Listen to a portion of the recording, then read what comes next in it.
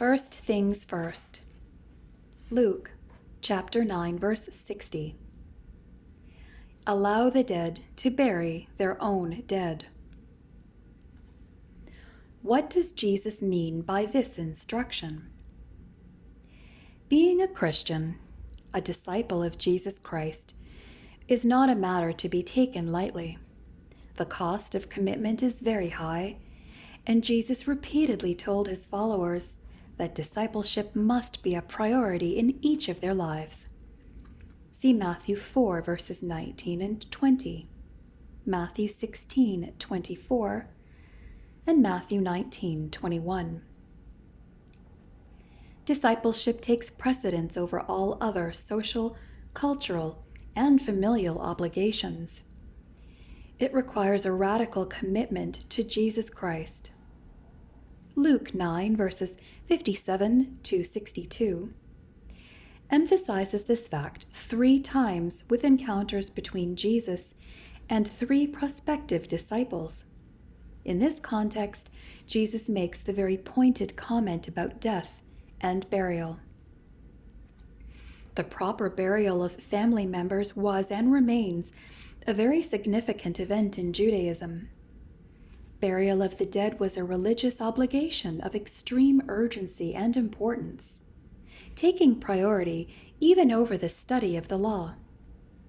Refer to Genesis 50, verse 5, and Leviticus 21, verses 1 to 3. Failure to provide a proper burial was scandalous.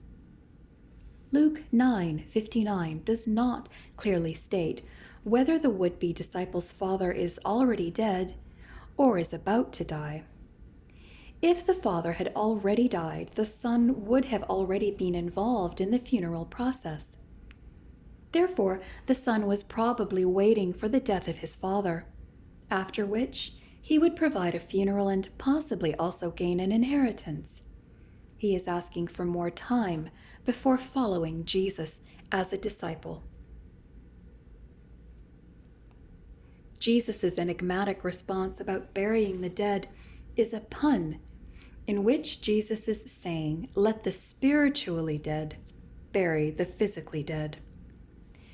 The Bible teaches that non-Christians are spiritually dead.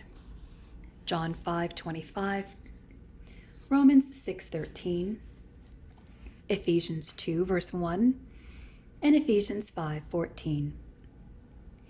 Jesus sees that the young man making the request has been spiritually awakened and understands that Jesus is the Messiah. He is now telling the man that the proclamation of the gospel must be his new priority. The desire to properly bury a family member was one of the best excuses for postponing discipleship, but it wasn't satisfactory. Other family members or people who are not believers can take care of the funeral, instead of permitting the individual to fulfill religious, cultural, and familial expectations. Jesus is giving him a new and greater priority. The Christian author and apologist C.S. Lewis wrote, "All that is not eternal is eternally out of date." Jesus is communicating this same sense of priority and urgency to a prospective follower in this encounter in Luke 9, verses 59 and 60. When a person becomes a Christian, everything else must be realigned. Commitment to Jesus Christ takes priority over everything else in life, including friends, work, cultural expectations, and even family. Each of these is important, but not as important as following Jesus Christ. When a decision must be made between God and something else, whatever it may be, God must come first.